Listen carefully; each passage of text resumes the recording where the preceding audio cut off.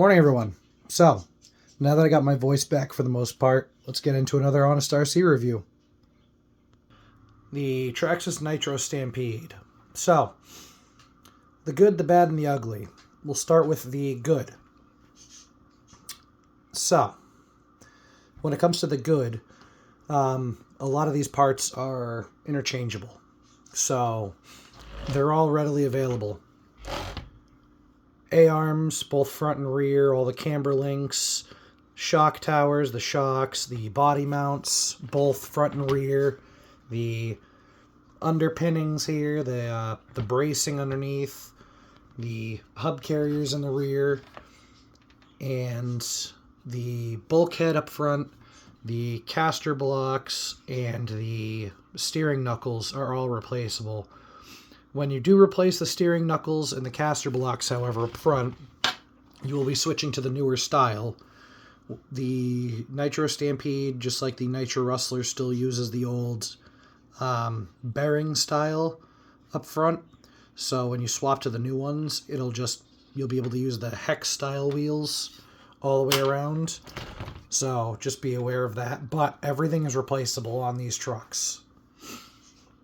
At least, for the most part. Anything that's going to break 99% of the time, if you do break something, you can replace with newer parts that are still available for the two-wheel drive electric model. So, now the bad. The bad is these trucks have been discontinued for a couple of years now, at least. However, you can still find them on eBay or, through Marketplace on Facebook. OfferUp or anything like that. You can still find these. You can still find them depending on condition, anywhere from like $100 to $200 with either the 0.15 motor, or I've seen a lot of people use the upgrade. There's a upgrade kit you can get for like $30 on eBay that allows you, it gives you all the new motor mounts, all the throttle linkage, the brake linkage, all the new linkages and hardware to swap one of the big blocks, either the 2.5 or the 3.3 in these 1.5 trucks. So, everything is readily available. You can still find them. You can find upgraded ones. You can find, stock ones like this. Anywhere from $100 to $200, maybe a little more if you find one. I found one on Marketplace the other day.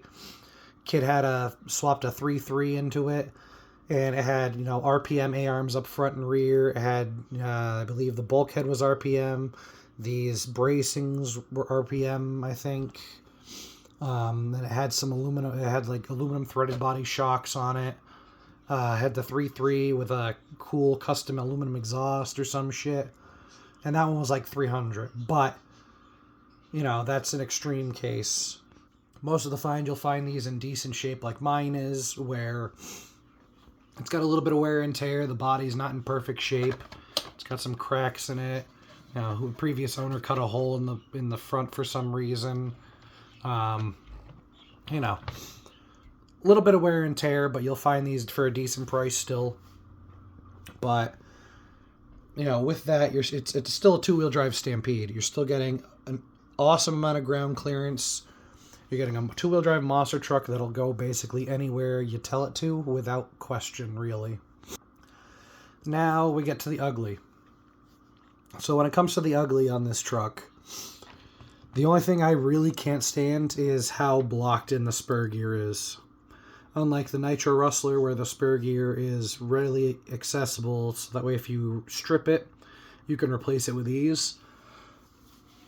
On this model, however, you gotta remove these two screws back here, the two screws that are here, and the two screws that are underneath. I don't know if you can see it. Yeah, you can see them now. The two screws here to remove this blue plate. Then you can pull the spur gear on and off and have access to it. That's really the only thing that irks me, because everything else is just a basic two-wheel drive Stampede, and those are very easy to work on. That's really my only gripe with this chassis. However,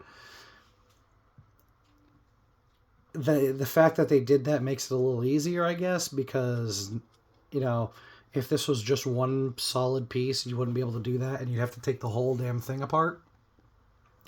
So, I mean, at least they made it a little bit easier, but I still would have preferred maybe like a 45 or a 90 bend here, another 90 bend to come straight across, and then maybe a 45 bend, and mount this switch up top somewhere. Because, I mean, it is a little bit close. I mean, it's kind of blocked here, you know, but if something comes up in here, it could turn the truck off on you, and then you lose all control and input, and then, you know, wherever it was at, it's kind of stuck at, and you're kind of screwed until you can catch it. But really, those are the only things that I find to be a pain in the ass with this chassis. Everything else, it's just your typical two-wheel drive, and I love it. Now, the big difference is the exhaust and the exhaust note. Now, I got 3 of these motors in 3 different vehicles.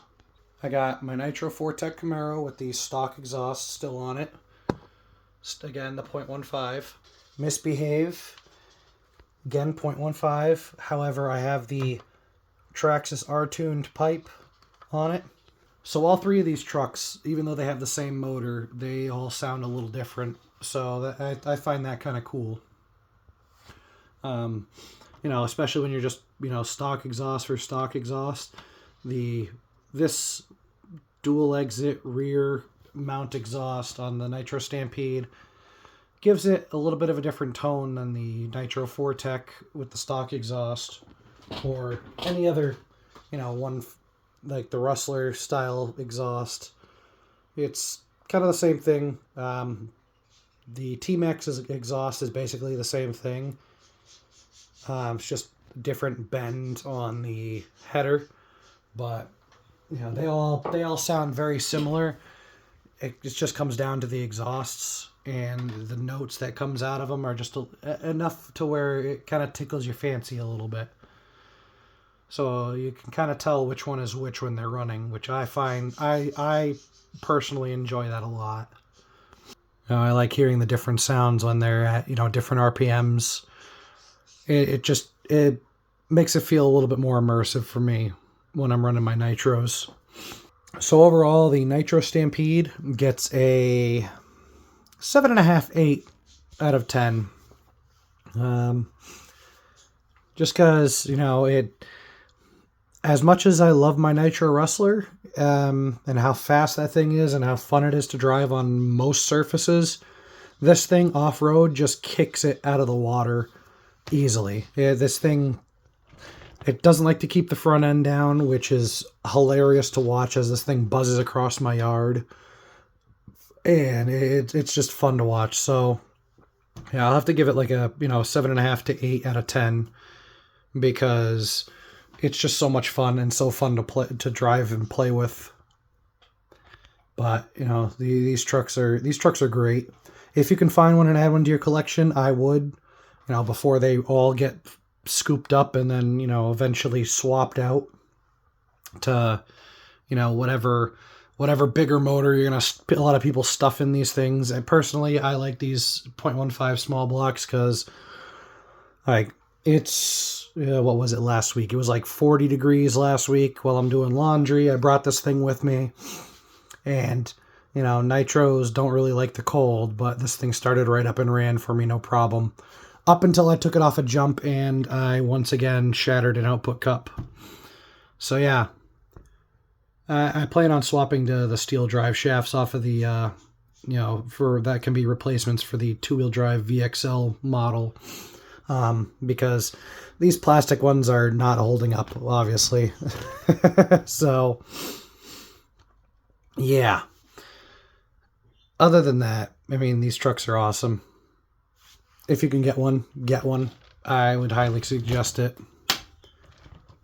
So, thanks for sticking around till the end of the video. If you like this kind of content, feel free to like and subscribe and hit that little notification bell to be notified about all my newest videos. If you got any questions, leave them down in the comments below, or if you want, reach out on any of the social medias that will be tagged in the description, And I will check.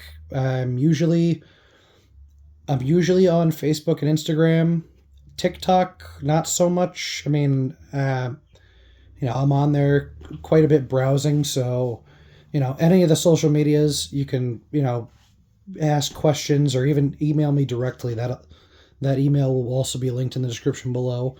If you have any questions about any of the trucks you see in the collection, if you got anything specific on any of the models that I've covered before, any questions or concerns, if you're planning on getting one, just what to look out for, feel free to send me a message and I will get back to you as soon as possible. So stay tuned. Have a good day, everybody.